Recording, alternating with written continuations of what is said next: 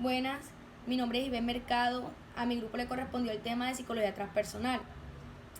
Yo les voy a hablar sobre la psicología transpersonal, sus precursores y las posibles definiciones.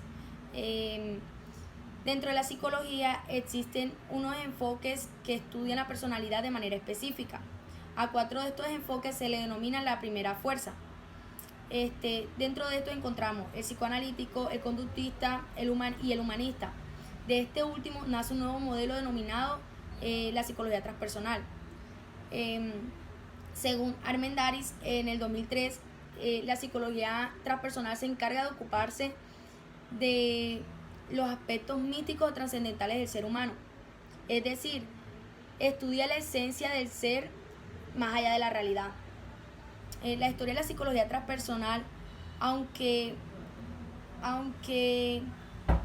oficialmente se ubica en 1929 por el surgimiento del Journal of Transpersonal Psychology por Maslow, Anthony Sutich y un grupo de colaboradores, se remonta en el siglo XX por trabajos publicados por Carl Jung, William James y Roberto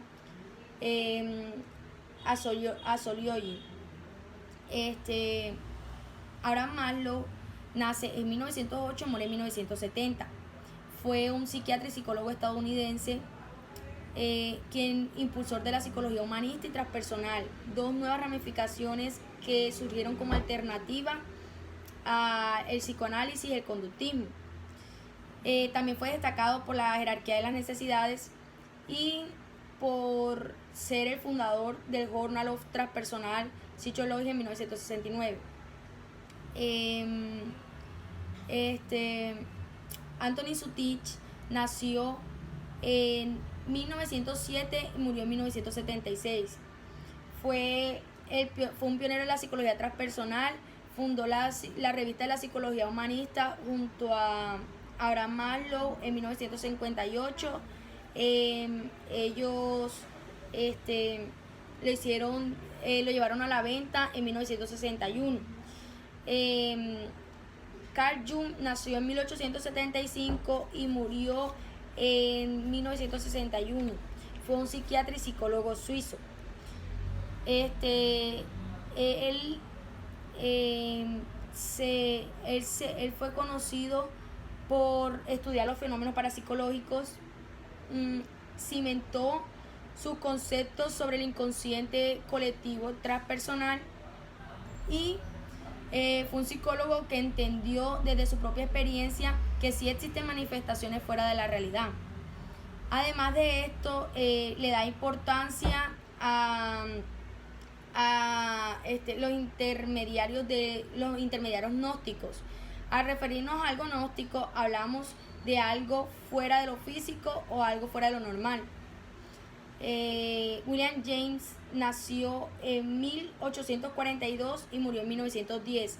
En su libro Las variedades de las experiencias religiosas, publicado en 1929, afirma que nuestra conciencia de vigilia y nuestra conciencia racional es solo una. Roberto Assoliogi nació en 1888, murió en 1974. Fue el primero en utilizar el término transpersonal en 1965. Él siguió a Jung, pero amplió sus conceptos, ya que diferenció el inconsciente superior del inconsciente colectivo. Dentro de las posibles definiciones podemos ver que la definición inicial que sus fundadores le dieron en 1969 por obra de unos psicólogos y profesionales de varios campos a la psicología transpersonal fueron de cuatro fuerzas. La primera fuerza se le denominaba a quienes se interesaran por las capacidades y potenciales humanos superiores que no tienen cabida sistemática en una teoría psíquica o conductista. A la segunda fuerza se le denominó a la teoría psicoanalítica clásica o derivada. A la tercera fuerza se le denominó a la psicología humanista y la cuarta fuerza fue la psicología transpersonal. La psicología transpersonal acoge todas las corrientes. Esta psicología está encargada de generar trascendencia y autorrealización en el ser humano. Se le denomina cuarta fuerza porque no solo toma un elemento de todos los que lo conforman, sino que toma todos los elementos que lo conforman y lo unen. Por eso se dice que la psicología transpersonal es la encargada de indagar sobre la esencia de la naturaleza del ser humano, que todos tenemos creencias diferentes. Entonces, por lo menos nosotros no tenemos una creencia igual a la de los indígenas. Entonces, en este caso, ellos siempre buscan algo más allá de la realidad. Y por eso se hace énfasis en la psicología transpersonal. Mi nombre es Sandra Duarte y yo les voy a hablar sobre la institucionalización de la psicología transpersonal. Como ya sabemos, esta surgió a partir del siglo XX con los pensamientos de Jung, William James y Roberto Assagioli. Pero cabe resaltar que este pensamiento se tuvo en cuenta mucho antes con lo que fue los pueblos orientales y precolombinos del continente americano. Esta se institucionalizó en sí en el año de 1969 cuando un grupo de fundadores de la Asociación de Psicología Humanista, entre los cuales destacan Abraham Maslow, Murphy, Suttish, Miles Beach y Fadiman, crearon lo que fue la Journal of Transpersonal Psychology.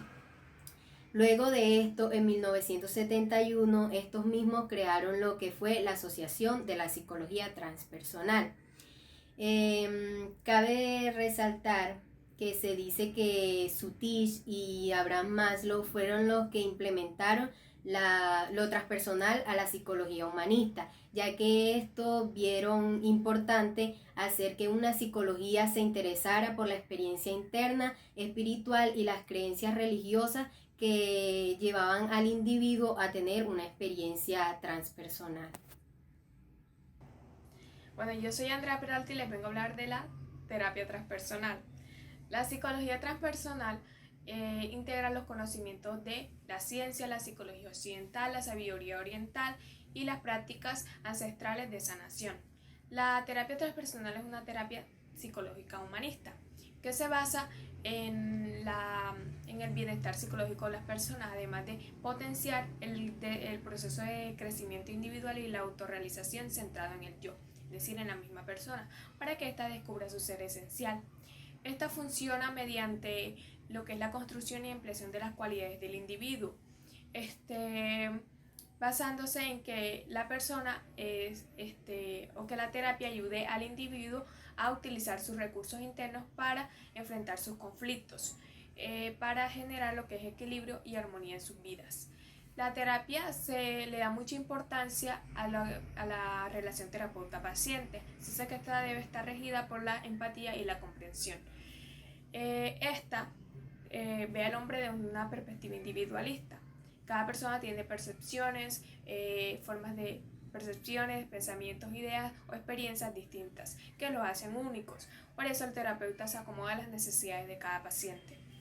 La terapia busca que el individuo sea consciente y se dé cuenta de las capacidades internas que tiene, se conozca a sí mismo y le dé un mejor significado a sus experiencias.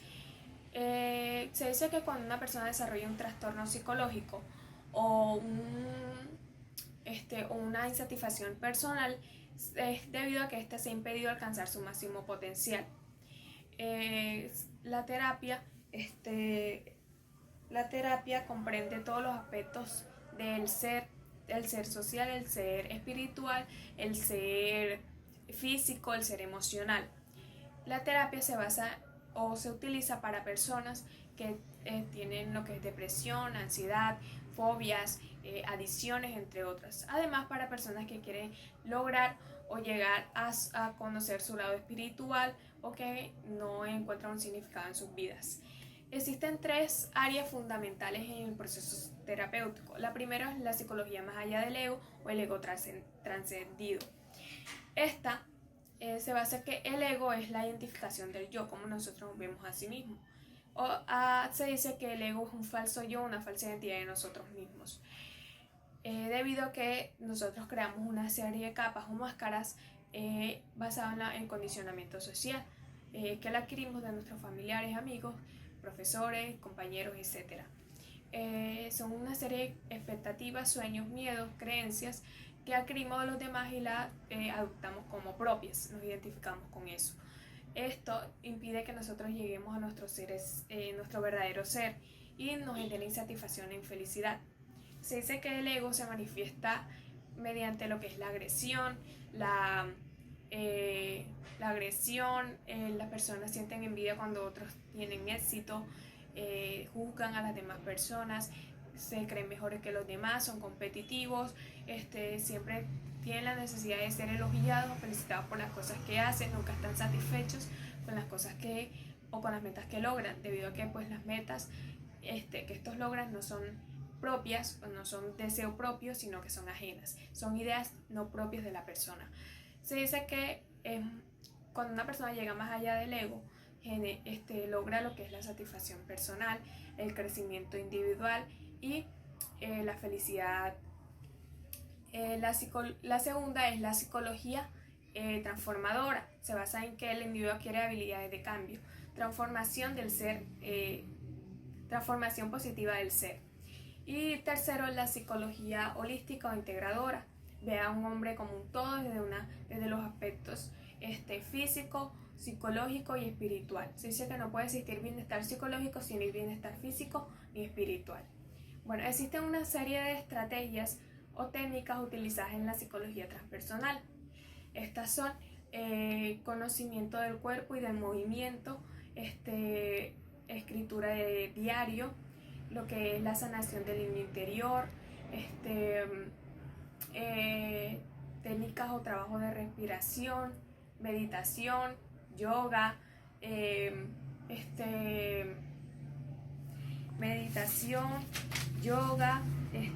lo que es la gesta, el trabajo soñado, entrenamiento asertivo, entre otras.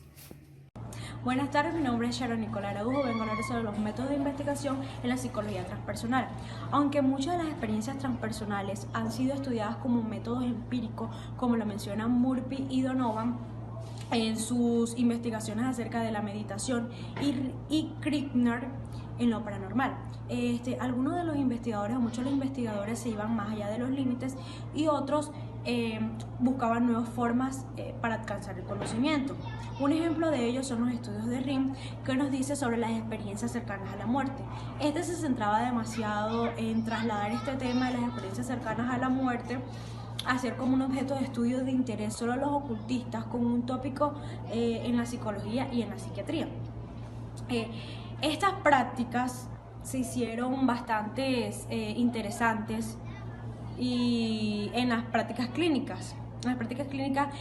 A tal forma de que en las unidades de cuidados intensivos ya las experiencias como sentirse fuera del cuerpo y encuentros con ángeles que eran expresadas por los pacientes ya no se consideraban como síntomas psicóticos. Muchos de los investigadores participaron en celebraciones religiosas, viajes, lugares sagrados. Otros de ellos querían experimentar experiencias de nacimiento y muerte.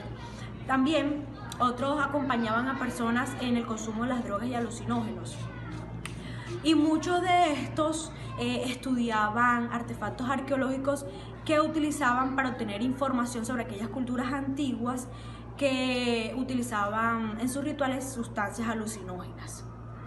La perspectiva transpersonal es una metaperspectiva, un intento por aprender de muchas y diferentes disciplinas, y en sus métodos aparece la necesidad de integrar lo convencional y lo no convencional, la sabiduría antigua y la ciencia moderna. Se trata también de muchas dimensiones de la psicología que a su vez es intercultural e interdisciplinar. En todo caso, no puede definirse como una religión y mucho menos perder su validez, a pesar de su especificidad, o sea, de las pruebas negativas que pueden aparecer en cualquier prueba. En lo transpersonal, esto es psicología, y por lo tanto su futuro le señala como camino a encontrar lo fundamental, la fundamentación, su validez, su confiabilidad, como una teoría y práctica, a una mayor solución y una consistencia. Soy Ibarra y les voy a hablar sobre el nuevo paradigma. El nuevo paradigma se trata de un paradigma que incluye una dimensión cualitativa que permite abarcar la complejidad y riqueza de las experiencias humanas, que hace énfasis en la comprensión de los procesos y resultados de la compleja y dinámica interacción en el acontecer diario de las circunstancias y la vida de los individuos. Es decir, que los estudia desde una perspectiva ideográfica, cualitativa, subjetiva y experimental. Para la psicología transpersonal se trata de un paradigma transpersonal que en ningún momento descarta lo personal. Se busca integrar lo personal en el marco de un contexto mayor que reconoce tanto las importancias de las experiencias personales como las transpersonales. El paradigma convencional ha permitido describir el universo como un sistema dinámico complejo, en el que interactúan partículas aisladas y objetos separados. El nuevo paradigma, cuyo fundamento se centra más en el pensamiento de las grandes culturas de Oriente y las cosmovisiones de la América precolombina, considera la conciencia y la inteligencia creadora como atributos primarios de la existencia, a la vez inmanentes y trascendentes al mundo fenoménico. De esta manera, la racionalidad occidental solo reconoce como reales los fenómenos que pueden ser observados y medidos objetivamente. Contrariamente, el nuevo paradigma admite la existencia de realidades, algunas de ellas manifiestas y otras ocultas, solo observables de modo directo en ciertos estados especiales de conciencia.